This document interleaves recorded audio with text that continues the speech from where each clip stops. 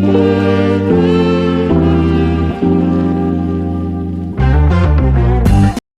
guys, I hope you're having a good day. Welcome back to Savage for Gaming with me, Teddy, and for this video we are going to cover the frequently asked questions in Mining Mayhem. There are still a lot of players who keep asking if what are this and that, what will be the strategy, what are they going to do, and a lot are still confused on how this event works. So for this video we are going to cover that. So without further ado, let's go down to business. But before that, if you find this video helpful, please don't forget to like this video and subscribe to my channel. Thank you guys. Alright, so let's start with the goal. The goal for the Mining Mayhem is pretty simple. Collect as many points as you can for your alliance, and the alliance with the most points collected in both brackets will fight for the championship on the 5th day.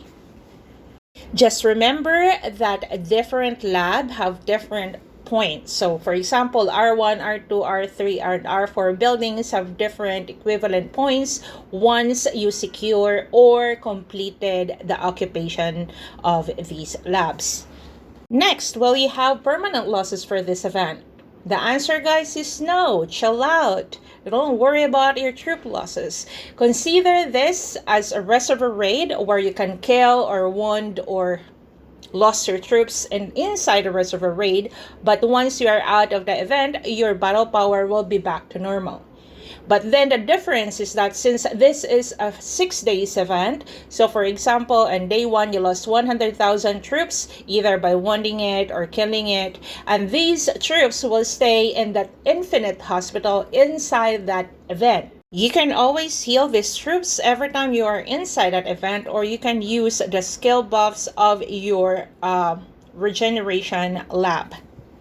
If you are seeing videos from the previous months that you will have permanent losses, disregard those, guys, because the rules already change. So calm down and enjoy and have fun playing and killing your troops inside Mining Mayhem. Next one, always remember that the alliance points can only be collected, or you can only get points for your alliance by occupying the labs. The personal goal or points, you can do that by killing infected, rallying infected, joining rallies, defending your auxiliary building, and so on and so forth.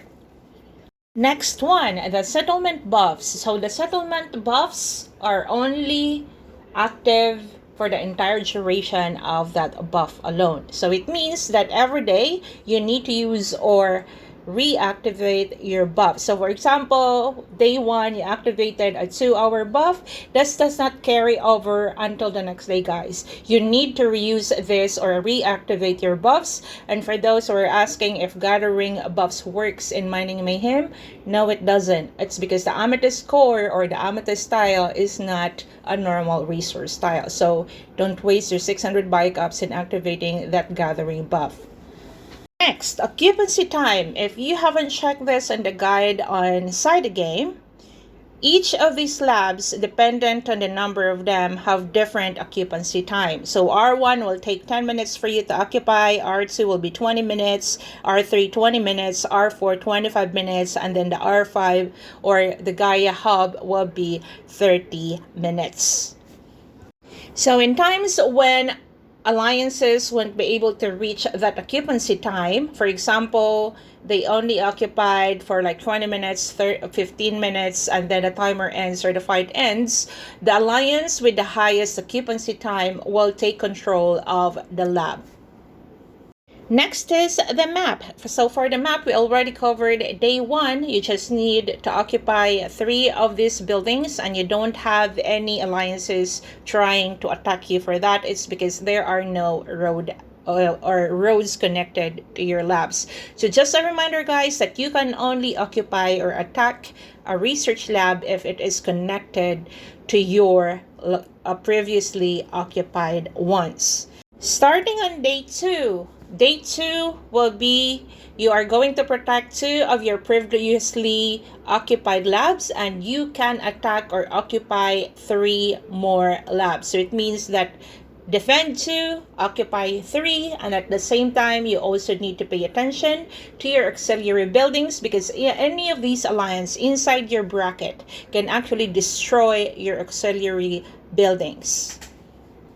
Next one, let's talk about the energy tower. So the energy tower right next to your research lab, guys, are non-attackable. No one can attack that. But then you will need amethyst for it to be able to activate the buffs. And always remember guys, that even if you already collected amethyst, you need to manually feed that or charge that to the energy tower for the amethyst to be added to your towers. So even if you have 100,000 amethyst gathered, if you didn't add that to your energy tower, it will be useless. Make it a habit that every time you finished collecting amethyst, you feed that to your energy tower so that your rally leaders or the leaders can activate the buffs. Also remember that the energy tower buffs is only applicable to the connected research lab, and this can't be used to other research labs. So it means that the buffs that you have on the tower is only effective to the connected research lab, guys. Next one, let's talk about what are the auxiliary buildings that you can build or prioritize. Just a disclaimer that this suggestion is based on mine. It's all up to you and how you're going to strategize your gameplay. But for me, I think these buildings are the most important when it comes to Mining Mayhem. So for me, the first one will be the Regen Lab, or the one that is for auto healing. It's because not all of our alliance mates, guys, have a lot of troops. So having this building built after you occupy a lab is beneficial because this buff, you can use it once every day. So make sure to secure that and defend that so that you don't need to rebuild it again and again. The second building that is for me is important is a troop morale or the officer school. The meaning, if you are going to check out what is troop morale, this will boost your or encourage your troops to fight in a battle. So it means that, say you have sad troops and you are going to use this, then that will be adding more damage, more lethality, more HP for them. The third and the fourth building that I want to build is the lethality. It's because I'm always going to choose lethality over attack. And you guys know already why and what's the reason behind that. And then I'm going to go for health. It's because if you are going to build the troop morale building or the school building, then you will need the HP for the boost. So the more HP your troops have, the more chances of your troops to survive in a fight. If you have additional research lab, because every time you occupied a research lab, you can only have one economic and one military building. So either you can work around your troop defense or troop attack if you want. But for me, I would prefer to build a troop lethality and troop health. So who are you going to assign as a captain for every research lab? If you are going to ask me if who are the players that I'm going to add as captain for the auxiliary buildings, I would choose the players that are only or have limited or less responsibility for the event. So it means that I'm not going to make rally leaders or rally joiners to secure or be the captain of the auxiliary buildings, but rather the players that are assigned either to gather amethyst or reinforce auxiliary buildings. This way, the rally leaders, the leaders, as well as the rally joiners can focus on occupying all of these buildings, while the other players that is being assigned to the auxiliary buildings would be just focusing in rebuilding every time someone destroy it.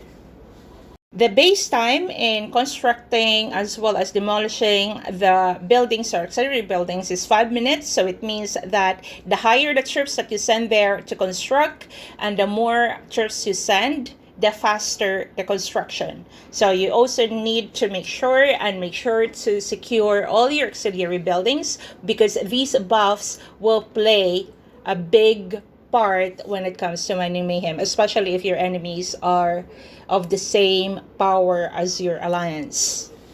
So I think I already answered all the frequently asked questions. If I missed some of your questions, please drop it on the comment section below. When it comes to strategies on how many teams you can make or which of these alliance members are going to send to these and that, I leave it to you guys, alright? If you notice, I don't really talk about PvP or strategies when it comes to that, but maybe later on, after some of the rounds of Mining Mayhem, I will be able to do that. And before I go, I just wanted to say thank you to Paul for helping me confirming some of the informations here in the live testing server, and at the same time, some of the moderators in the collab team. So that's it for today, guys, and see you in my next video. Bye.